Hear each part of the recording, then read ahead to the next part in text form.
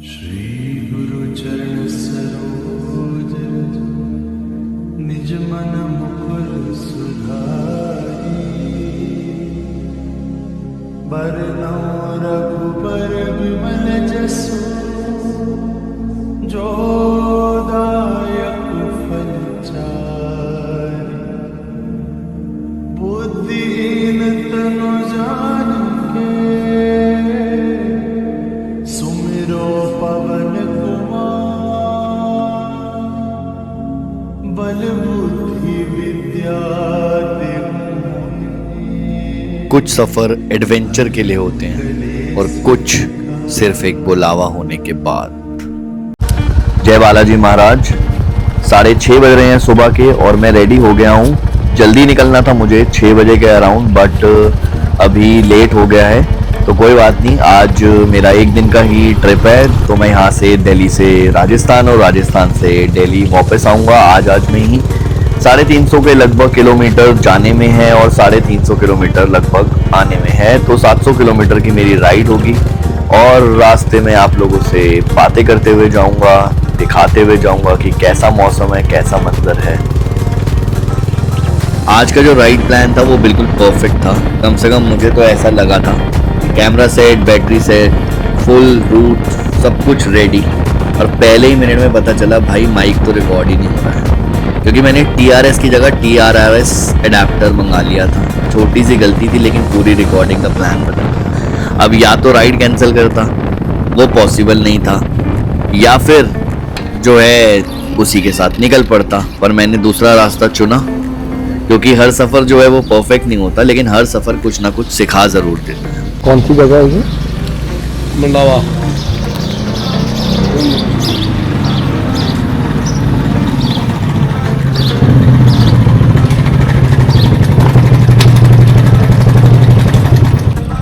Mandawa cross कर लिया है मैंने। अब ये एक अंडर ब्रिज सा आ रहा है और धीरे धीरे चल रही है गाड़ियाँ। हम भी धीरे धीरे निकलते हैं। पानी भरा हुआ है शायद आगे, तो मैं 1 मिनट के लिए रोक लेता हूँ यहाँ पर, थोड़ा सा पहले क्रॉस हो जाए, फिर आराम से निकलता हूँ।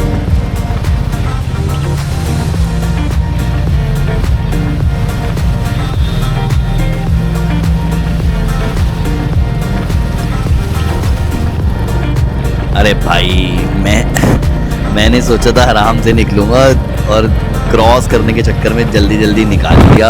जूते पैंट सब गई भाई, सब गई। As the floors can't take no more, stuck in this groove, I'm feeling bored.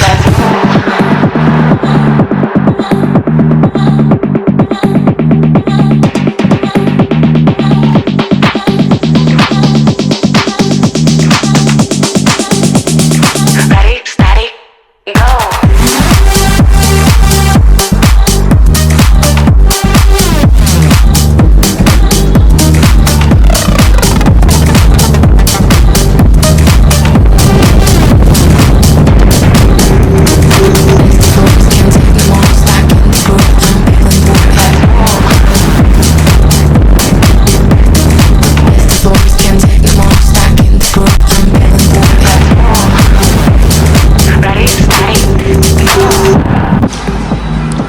Dosa आ गया है, खाने लगा हूँ मैं।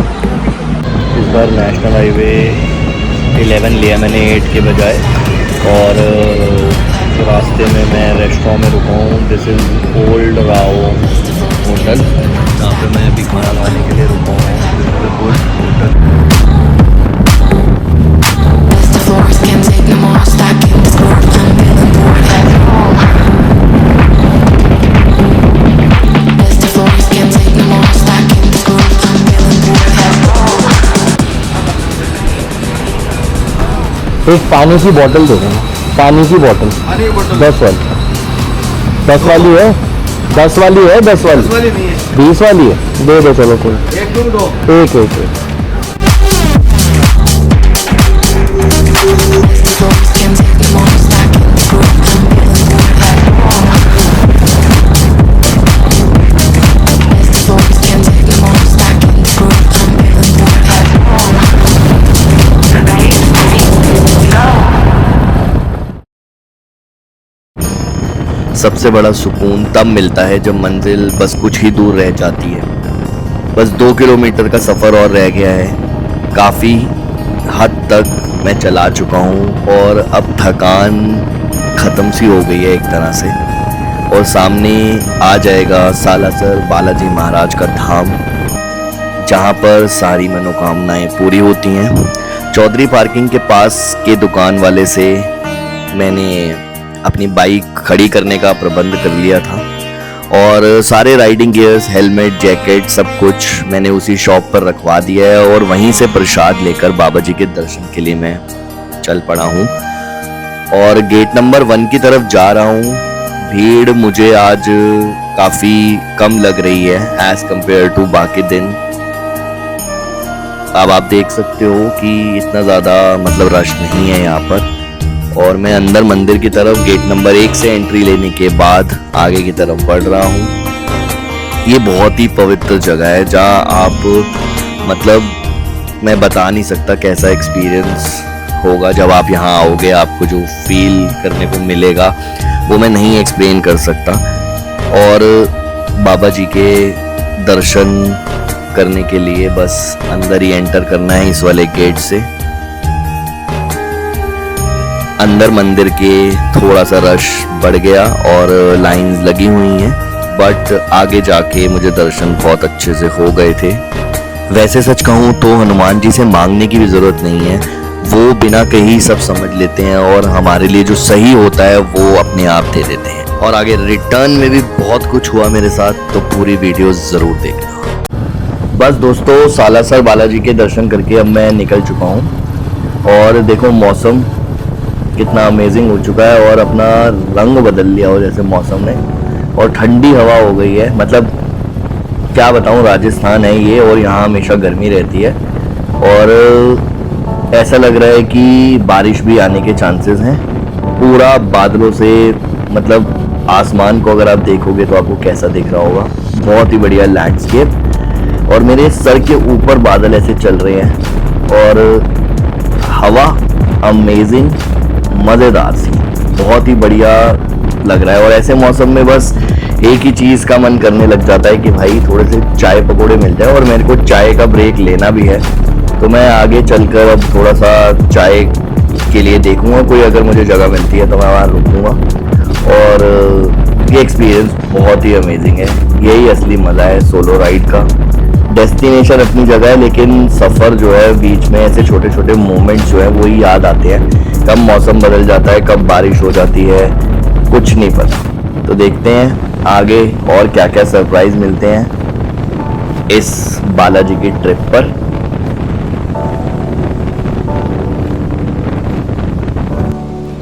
भाई चाय पी ली मैंने, बहुत ही अमेजिंग चाय बनी थी और ये अंकल भी बहुत ही बढ़िया है। अच्छा, नहीं बहुत बढ़िया, बहुत बढ़िया चाय। एमएलए साहब के बड़े भाई साहब का ड्राइवर था। अच्छा, गुड़गांव एमएलए साहब का था। अच्छा, जान से सबसे बड़े भाई एक्सपायर हो गए। ओके। ये मेरी फोटो है, देखो ये मेरी फोटो चल रही है। हाँ हाँ, तो क्या हो गया? कोई नहीं, क्या है पकड़ से हम नहीं चाय बहुत बढ़िया है, बहुत अच्छी। नेक्स्ट टाइम कभी भी आप विजिट करो तो 100%। हाँ जी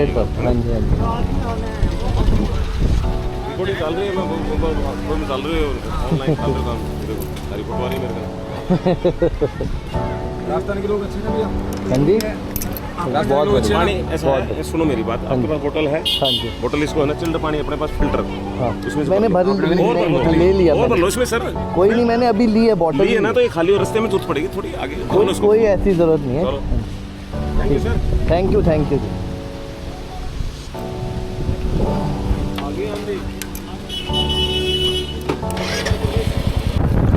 और चाय पीते पीते भैया से बात हुई, जो वहाँ पे ओनर थे। उन्होंने बताया कि उनके बेटे को उन्होंने चाय के लिए अभी काम स्टार्ट करवाया है, सिखा रहे हैं, क्योंकि उनकी वाइफ की डेथ हो गई थी। तो सफ़र बस जगहों का नहीं होता, लोगों का भी होता है। अब चाय की थकान भी उतर गई है और एनर्जी भी वापस आ गई है। मौसम अभी भी कमाल का बना हुआ है, बादल अभी भी साथ दे रहे हैं। आप देख सकते हो कितना अमेजिंग मौसम चल रहा है। चाय के बाद मैंने जयपुर वाला रूट छोड़कर पिलानी वाला रास्ता चूज़ कर लिया था और सिचुएशन ऐसी हो रही थी कि गूगल मैप्स भी यही दिखा रहे थे, रोड साफ़ सुथरी थी, ट्रैफिक लगभग ना के बराबर था। और टाइम भी कम बता रहा था। उस वक्त लगा शायद ये आज का बेस्ट डिसीजन है। स्मूथ रोड, बढ़िया मौसम और सब कुछ परफेक्ट लग रहा है। पर लेकिन मेरे को बिल्कुल अंदाज़ा नहीं था कि आगे रास्ते में मेरा इंतज़ार कर रही थी एक मुसीबत जो पूरी राइड का मूड बदलने वाली थी। तो वो क्या था देखते हैं आगे।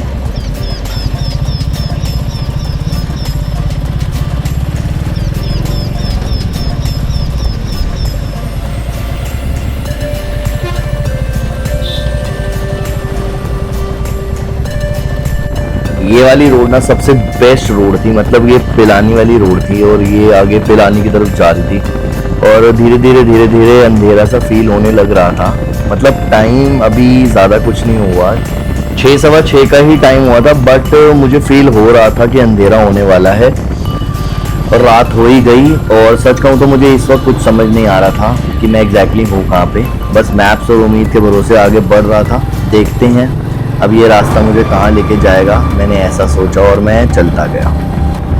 अब ना सिचुएशन थोड़ी सी अजीब होती जा रही है और सड़क के दोनों तरफ खेत ही खेत है, ना कोई साइन बोर्ड ना कोई डायरेक्शन एरो, बस एक सीधी सी रोड और चारों तरफ सन्नाटा।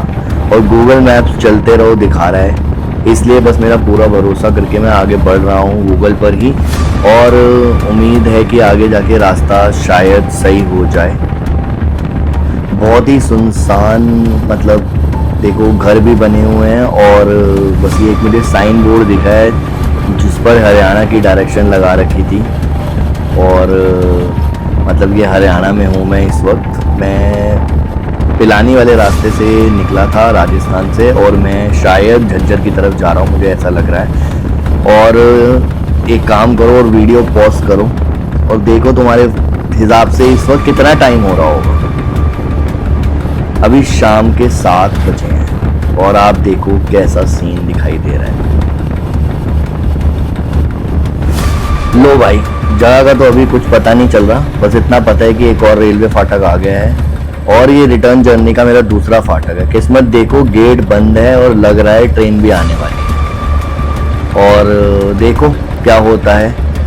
और ट्रेन की आवाज़ आ रही है और शायद ट्रेन निकलेगी अभी। ये देख लीजिए आप, ट्रेन भी निकल गई है अब। वैसे ऐसे मोमेंट्स ही रोड ट्रिप पर यादगार बना देते हैं, कभी चाय कभी सुहाने रास्ते और कभी बीच सफ़र में रेलवे क्रॉसिंग। चलिए ट्रेन निकल जाए फिर मैं अपनी राइड दोबारा शुरू करता हूँ।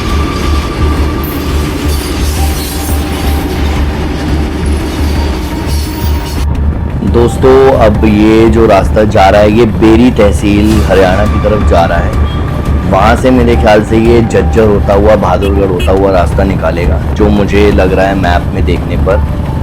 और मुझे थोड़ी हैरानी सी हो रही है कि ये सच में हरियाणा जो दिल्ली से 2 किलोमीटर के डिस्टेंस पर है, यहाँ पर प्रॉपर घर बने हुए हैं। कोई सुनसान वाला एरिया खेत नहीं है कि गाँव हो। और रात के 8 बज रहे हैं, ना तो यहाँ पर ठीक से स्ट्रीट लाइट्स दिख रही हैं, ना सड़कें उस लेवल की हैं और दिल्ली से सिर्फ 2 ही घंटे दूर हैं। सबसे बड़ी बात ये है। और हर बंदे को यहाँ पर उम्मीद होती है कि जो भी हमारी गवर्नमेंट है हमारे लिए कुछ ना कुछ करेगी, बट यहाँ पर ना मुझे ऐसा कुछ दिखाई नहीं दिया। और 8 बजे इतना सन्नाटा, समझ नहीं आ रही बात मुझे। और हो सकता है कि ये मेरे रूट का पर्सनल एक्सपीरियंस हो, बेरी के दूसरे हिस्से काफ़ी बेहतर बने हुए हों, लेकिन जिस रास्ते से मैं जा रहा हूँ वहाँ इंफ्रास्ट्रक्चर मुझे कमज़ोर महसूस होता है। और बेरी जो है वो झज्जर डिस्ट्रिक्ट के ही एक म्यूनसिपल कमेटी है, इसलिए यहाँ अर्बन सिविक सर्विसेज की जो जिम्मेदारी है वो लोकल म्यूनसिपल बॉडी की भी होती है।